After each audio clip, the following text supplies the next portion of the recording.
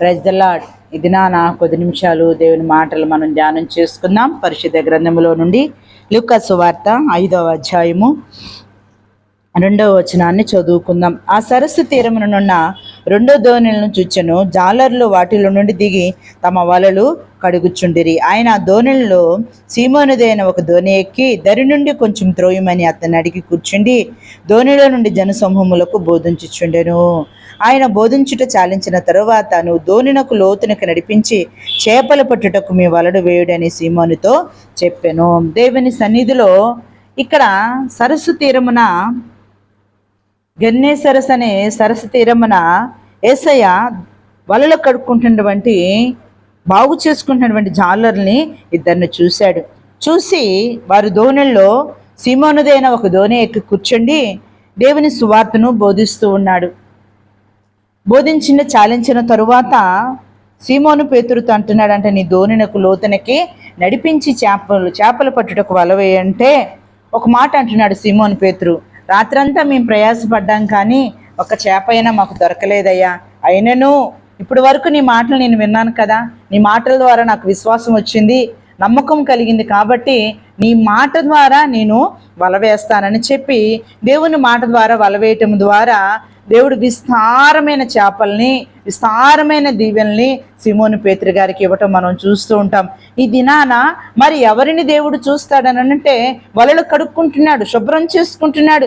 మనము కూడా దేవుడు మనల్ని చూచి మనల్ని ఆశీర్వదించాలంటే, దీవించాలనంటే మనము కూడా మన జీవితాల్ని బాగు చేసుకోవాలి, మన బ్రతుకుల్ని బాగు చేసుకోవాలి, మనకున్నటువంటి మరి స్థితిగతుల్ని బాగు చేసుకునే వారంగా ఉండాలి. బాగు చేసుకుంటానికి ఎవరైతే ఇష్టపడతారో, శుభ్రం చేసుకుంటానికి, కడుక్కుంటానికి ఎవరైతే ఇష్టపడతారో వారిని దేవుడు చూచి వారిని కోరుకొని వారికి దీవెనల్ని అనుగ్రహించే దేవుడు, అలివిగాని సమస్యలను తీర్చే దేవుడు, నిరాశలో ఉన్న ప్రాణాలని ఆశతో తృప్తిపరిచే దేవుడు. సీమోనుదైనటువంటి మరి ఆ వ్యక్తి జీవితం ఎలా ఉందని అంటే, నిరాశలో ఉన్నాడు, రాత్రంతా ప్రయాసపడ్డాడు, కానీ మరి ఒక ఆశీర్వాదం కానీ ఒక చేప కానీ మరి పొందుకోలేకపోయాడు. అనేక దినాల నుంచి ఆ వృత్తిలో ఉంటూ ఆ దినాన్ని నిరాశకు గురి అయిపోయాడు. కానీ దేవుడు ఆ బిడ్డను చూశాడు. నిరాశలో ఉన్నటువంటి నిన్ను కూడా చూసి నీకు దీవెన ఆశీర్వాదాలు కలగ చేయాలనంటే, నీ ఆశలని నిరాశలు కాకుండా నీ ఆశల్ని తీర్చాలని అంటే నువ్వు కూడా కడుక్కోవాలి. దేవుని వాక్యం ద్వారా, ప్రార్థన ద్వారా, విజ్ఞాపన ద్వారా శుద్ధి చేసుకునే వారంగా, శుచిపరుచుకునే వారంగా, కడుక్కునే వారంగా, దేవుని మాటల ద్వారా మనము అనేక రీతిలుగా బాగు చేసుకునే వారంగా ఉంటే దేవుడు మనల్ని ఆశీర్వదించే దేవుడు, దీవించే దేవుడు. ఈ దినాన దేవుడు మనతో కూడా మాట్లాడుతున్నాడు. మనము కూడా ఆ సరస్సు తీరమున ఉన్నటువంటి జాలర్ల వలె, సీమోను పేతురు వలె మనల్ని శుభ్రం చేసుకొని దేవుని కనుదృష్టిలో మనం ఉండగలిగితే దేవుడు వారి వలె మనల్ని కూడా విస్తారమైన దీవెనల్ని కలగ చేసే దేవుడు. దావీదు కూడా మరి దేవుని సన్నిధిలో కడగమని దేవుని సన్నిధిలో ప్రార్థిస్తూ ఉన్నాడు. 51వ కీర్తన భాగములో ఒక మాట రాయబడి ఉన్నది. 51వ కీర్తన భాగములో 51వ కీర్తనలో మరి దావీదు గారు ప్రార్థిస్తూ ఉన్నాడు. 2వ వచనం, 51వ అధ్యాయం 2వ వచనం, నా దోషం పోవునట్లు నన్ను బాగా కడుగుము, నా పాపము పోవునట్లు నన్ను పవిత్రపరచుము. దేవుని సన్నిధిలో మరి నా పాపాన్ని కడిగయ్యా, నా దోషమును కడిగయ్యా, నా పాపాన్ని మరి పోవునట్లుగా నన్ను బాగా కడుగుము, నా దోషములు మరి బాగా కడుగుము, నా పాపం పోవునట్లుగా నన్ను పవిత్రపరచయ్యా. దేవుని సన్నిధిలో, దేవా నీ కృప కొరకు మరి నీ కృపా వాత్సల్యము చొప్పున నా అతిక్రమములు తుడిచివై నీ కృప ద్వారా నన్ను ఆశీర్వదించే దేవుడివి, పాపాలు కడిగివేసే దేవుడివి, దోషాల్ని కడిగివేసే దేవుడివి, పవిత్రపరిచే దేవుడివి. ఎందుకు దోషాలు కడుక్కుంటున్నాడంటే, దేవుని కనుదృష్టి మనం ఉండునట్లుగా, మన దోషాలు పాపాలు అడ్డు రాకుండా ఉండునట్లుగా వాటిని కడిగివేయమంటున్నాడు. దావీదు పడిపోయినప్పుడు, బలహీనుడైనప్పుడు, దేవుని సన్నిధిలో నుంచి తొలగిపోయినప్పుడు, రక్షణానందాన్ని విడిచిపెట్టుకున్నప్పుడు దేవుని సన్నిధిలో, అయ్యా నీ రక్షణ లేకపోతే, నీ కృప లేకపోతే, నీ సన్నిధి లేకపోతే నేను బ్రతకలేనయ్యా, అయ్యా నా పాపాన్ని కడిగయ్యా, నా దోషాలని కడిగయ్యా, బాగా కడిగయ్యా, జ్ఞాపకం చేసుకోయ్యా, నన్ను ఆశీర్వదించయ్యా, అయ్యా పరిహరించయ్యా, పవిత్రపరచయ్యా, నీ రక్షణానందాన్ని నాకు మరలా దయచేయ, సమ్మతి కలిగిన మనసును దయచేయ, అయ్యా శుద్ధమైన హృదయాన్ని దయచేయి, స్థిరమైన హృదయాన్ని దయచేయి నాయన.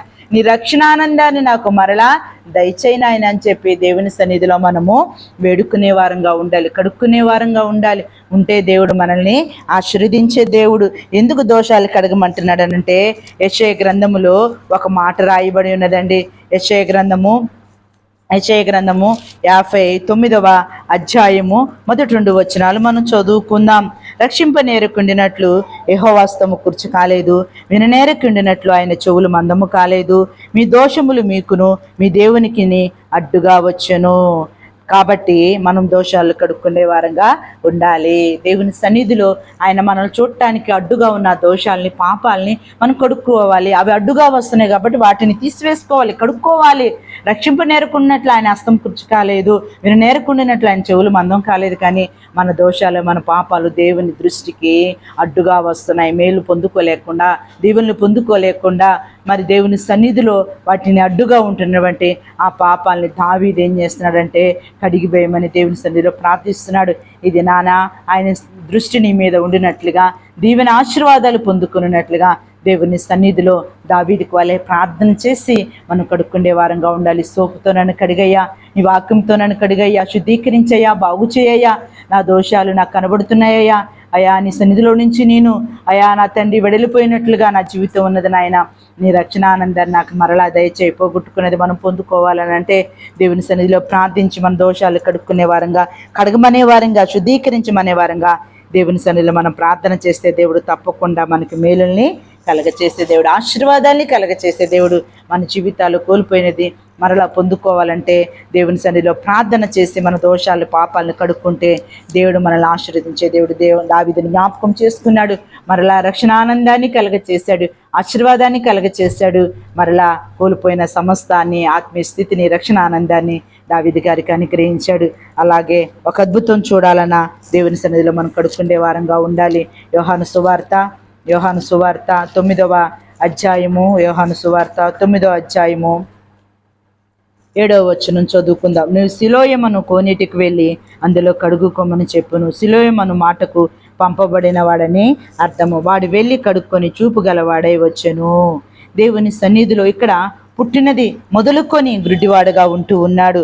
అయితే యేసయ్య ఆ వ్యక్తిని చూశాడు. ఆ వ్యక్తిని చూసి మరి బురద చేసి ఆ బురద కంటికి పూడ్చినప్పుడు ఆ కళ్ళు కడుక్కోమని ఎక్కడికి వెళ్ళమన్నాడంటే సిలోయమను కోనేటిలోనికి వెళ్ళమన్నాడు. ఆ కోనేటికి ఆ పేరు, సిలోయమను కోనేటికి పేరు ఏంటంటే పంపబడిన వాడని అర్థము. దేవుని మాటని విన్నటువంటి మనము మరి దృష్టి పొందుకున్నట్లుగా, తన జీవితంలో వెలుగును పొందుకున్నట్లుగా, పుట్టుకతో గుడ్డివాడుగా ఉన్నటువంటి ఆ వ్యక్తి చూపుని పొందుకున్నట్లుగా దేవుడు మాట ప్రకారంగా సిలోయమను కోనేటికి వెళ్ళి కళ్ళు కొడుకున్నాడు. తన బురద రాసినటువంటి బురద అంతటిని కడిగి వేసుకున్న తర్వాత దృష్టి కలిగినటువంటి వాడిగా ఉన్నాడు. ఒక అద్భుతం జరిగింది, అద్భుతాన్ని పొందుకున్నాడు.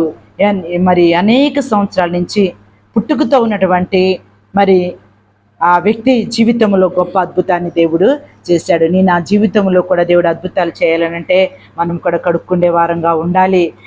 దేవుని సన్నిధిలో సిలోయమను కోనేటికి వెళ్ళాడు తను, ఆ గుడ్డివాడు. మనము దేవుని మందిరంలోనికి వచ్చి దేవుని మాటల ద్వారా మనం కడుక్కునే వారంగా, శుద్ధీకరించుకునే వారంగా ఉండాలి.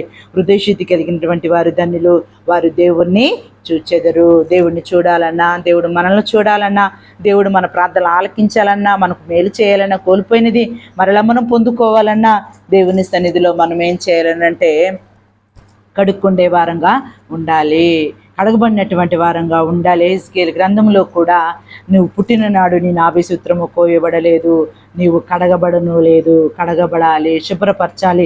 ఒక బిడ్డ పుట్టిన తర్వాత రక్తం అడుగులో ఉంటున్నటువంటి ఆ శిశువు కడగబడినటువంటి వ్యక్తిగా తన వారికి అప్పగిస్తారు. శుభ్రం చేసిన తరువాత అప్పగించబడుతుంది ఆ బిడ్డ. నువ్వు కూడా అంగీకరించబడాలనంటే నీ జననము ద్వారా, మరి బాప్తిసం ద్వారా, మారుమనసు ద్వారా, నీళ్ళ బాప్తిసం ద్వారా నువ్వు కడగబడాలి. యేసు రక్తంలో కడగబడాలి. దేవుని రక్తంలో నువ్వు కడగబడితే, పవిత్రమైన పరిశుద్ధమైన రక్తంలో కడగబడినటువంటి ఒక శిశువు వలె నువ్వు తయారవ్వాలి. అప్పుడు దేవుడు అంగీకరిస్తాడు, ఆశీర్వదిస్తాడు. అలాగే మన హృదయంలో ఉన్న చెడుతనాన్ని కూడా మనము కడిగి వేసుకోవాలి. ఇర్మియా గ్రంథములో 4వ అధ్యాయం 14వ వచనములో, యెరూషలేమా మరి నీ హృదయములో నుండి నీ చెడుతనమును కడిగి వేసుకో. ఇర్మియా గ్రంథం 4వ అధ్యాయం 14వ వచనం వల్ల మనం చూసినట్లయితే ఇక్కడ ఆ మాట రాయబడి, యెరూషలేమా నువ్వు రక్షింపబడినట్లు నీ హృదయములో నుండి చెడుతనమును కడిగి వేసుకొని ఎన్నాళ్ళ వరకు నీ దుష్టాభిప్రాయములను కలిగి ఉందువు. దేవుని సన్నిధిలో దేవుని బిడ్డగా నువ్వు ఉండాలని అంటే నీ హృదయంలో ఉన్నటువంటి చెడుతనాన్ని అంతటిని కడిగి వేసుకోవాలి. నీ జనన విధమును చూచినప్పుడు కడగబడిన శిశువు వలె నువ్వు మరలా నూతన జన్మ ద్వారా నువ్వు కడగబడినటువంటి వ్యక్తిగా బాప్టిసాన్ని నువ్వు పొందాలి, రక్షణ పొందాలి, మారుమనసు పొందాలి. హృదయంలో ఉన్నటువంటి ఆ చెడుతనాన్ని కడిగి వేసుకొని మారుమనసు పొందినటువంటి బిడ్డగా నువ్వు దేవుని ఎదుటికి రావాలి. వచ్చి దోషాలని కడుక్కున్న తర్వాత ఆయన దృష్టి మన మీద ఉండినట్లుగా దేవుని సన్నిధిలో మనము కడుక్కునే వారంగా, శుభ్రపరుచుకునే వారంగా ఉంటే సీమోను పేతురు చేసినటువంటి మీ విస్తారమైన దీవెన దేవుడు నీకు ఇవ్వాలని ఇష్టపడుతూ ఉన్నాడు.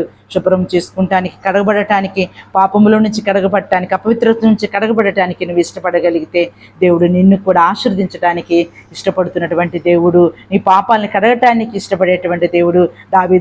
దావీదు గారి పాపాలని తుడిచివేశాడు, కడిగి వేశాడు, దోషాలన్నిటినీ వెనక్కి వేసేశాడు, మరలా జ్ఞాపకం చేసుకోలేదు. నువ్వు కడుక్కుంటానికి ఇష్టపడితే, వాటిని బాగు చేసుకుంటానికి ఇష్టపడితే, నీ జీవితంలో మేలు పొందుకుంటానికి ఇష్టపడితే దేవుడు నిన్ను ఆశీర్వదించే దేవుడు, దీవించే దేవుడు. కాబట్టి దేవుని సన్నిధిలో మరి కడగబడినటువంటి వ్యక్తిగా, శిశువుగా నువ్వు మరలా జన్మించినటువంటి వ్యక్తిగా, శుద్ధీకరించబడినటువంటి వ్యక్తిగా, శుద్ధ హృదయం కలిగినటువంటి వ్యక్తిగా, దేవునికి నచ్చినటువంటి వ్యక్తిగా నువ్వు ఈ దినాన ఉండగలిగితే నువ్వు తప్పకుండా ఆశీర్వదించబడతావు, దీవించబడతావు. కాబట్టి నీ హృదయంలో ఏ చెడుతనం వెళ్తుందో, ఏ చెడుతనం ఉందో వాటిని కడిగి వేసుకో, రక్షణ పొందు. ఇదే రక్షణ దినం, నేడే రక్షణ దినం, రేపు నీ దినము కాదు. కాబట్టి ఈ సమయం ఉండగానే, ఈ నేడు అన్న సమయం ఉండగానే నువ్వు రక్షణ పొందాలి. రక్షణ నిర్లక్ష్యం చేయకూడదు. నువ్వు కడగబడాలి, మారుమనసు పొందాలి, బాప్తిసం పొందాలి. దేవుని బిడ్డగా నువ్వు మార్చబడాలి. కడగబడినటువంటి వ్యక్తిగా ఆయన ఎదుటికి రాగలిగితే, ఆయన చూపుల్లో నువ్వు ఉండగలిగితే, ఆయన దృష్టిలో ఉండగలిగితే దేవుడు తప్పకుండా నీకు మేలు చేసి నిన్ను ఆశీర్వదించే దేవుడు, దీవించే దేవుడు, జ్ఞాపకం చేసుకునే దేవుడు. ఆ రీతిగా నువ్వు కడగబడినట్లుగా సీమోను పేతురు పొందుకున్న దీవెన, దావీదు గారు కోల్పోయిన ఆ రక్షణ ఆనందం మరలా నువ్వు పొందుకున్నట్లుగా దేవుని సన్నిధిలో మరి సిలోమోను కోనేటికి వెళ్ళి ఆ గుడ్డివాడు ఒక అద్భుతం పొందుకున్నట్లుగా నువ్వు కూడా అద్భుతం పొందుకున్నట్లుగా అదే రీతిగా హృదయంలో చెడుతనమంతటిని కొట్టివేసుకొని నువ్వు పుట్టిన నాడు నువ్వు కడగబడినటువంటి వ్యక్తిగా మరలా జన్మించగలిగితే, దేవుని ఎదుటికి రాగలిగితే, ఒక శిశువు వలె, కడగబడినటువంటి ఒక శిశువు వలె నువ్వు రాగలిగితే దేవుడు నిన్ను అంతకంతకు వర్ధిల్ల చేసే దేవుడు, ఆశీర్వదించే దేవుడు. ఆ రీతిగా నిన్ను దీవించి ఆశీర్వదించి ఈ చిన్ని మాటలు నీ హృదయంలో ఉన్నటువంటి ఆ చెడునంతటిని కడిగివేసి నిన్ను వర్ధిల్ల చేయునుగాక, పవిత్రపరచునుగాక, ఆశీర్వదించునుగాక, దీవించునుగాక. రక్షణ ఆనందముతో రక్షింపబడినట్లుగా నేను దేవుడు జ్ఞాపకము చేసుకొని రక్షణ ఆనందాన్ని దేవుడు నీకు అనుగ్రహించునుగాక. ఈ చిన్ని మాటలు నీ హృదయంలో ఫలింపచేయునుగాక. ఆమేన్. కృప కలిగిన మా తండ్రి మహోన్నతుడా, మీకు వందనాలు నాయనా. ఈ రాత్రి వేళలో నా తండ్రి ప్రభువా ఇచ్చినటువంటి సమయాన్ని బట్టి మీకు వందనాలు నాయనా. విత్తన వాక్కుని బిడ్డల హృదయాల్లో నూరంతలుగా నీరు కట్టి ఫలింపచేయండి. నీ మాటలు వింటున్న నీ బిడ్డలు ప్రభువా కడుక్కునే వారుగా, శుభ్రపరుచుకునే వారుగా, శుద్ధీకరించే వారుగా నీ వాక్యం ద్వారా ప్రభా అయా నీ మాట ద్వారా నా తండ్రి శుభ్రపరుచుకొని నీ ఎదుటికి వచ్చి నీ దృష్టిలో ఉండి విస్తారమైన దీవెనలు పొందుకునేట్లుగా బిడ్డలకు కావలసిన అద్భుతాలను చేయండి, దీవెనలు అనుగ్రహించండి. కోల్పోయిన దాన్ని మరలా అనుగ్రహించి రక్షణలోనికి, మారుమనసులోనికి మీరు నడిపించి సంఘములో చేర్చండి. అనేక మంది నశించిపోతుండగా నశించిపోతున్న ప్రతి బిడ్డ చెడుతనాన్ని కడిగి వేసుకొని ఆయా దుష్టాభిప్రాయాల నుంచి విడుదల పొందుకొని ప్రభా మీ సన్నిధిలో రక్షణ పొందినటువంటి బిడ్డలుగా ఈ మాటల ద్వారా మీరు ఆశీర్వదించి బిడ్డలకి నిత్య రాజ్యానికి వారసులు చేసి అంతకంత కొద్దిల్ల చేయమని ఈ చిన్ని మాటలు ప్రభా బిడ్డల హృదయాల్లో ప్రభా మీరే ఫలింపచేయమని, మంచి నిలబడే విత్తనములుగా మీరు ఆశీర్వదించి సహాయం చేయమని మా ప్రభువైన యేసుక్రీస్తు నామమున పేరిట ప్రార్థించి అడిగి వేడుకుంటున్నాము తండ్రి. ఆమేన్. ప్రభు మిమ్మల్ని అందరినీ దీవించి ఆశీర్వదించును గాక.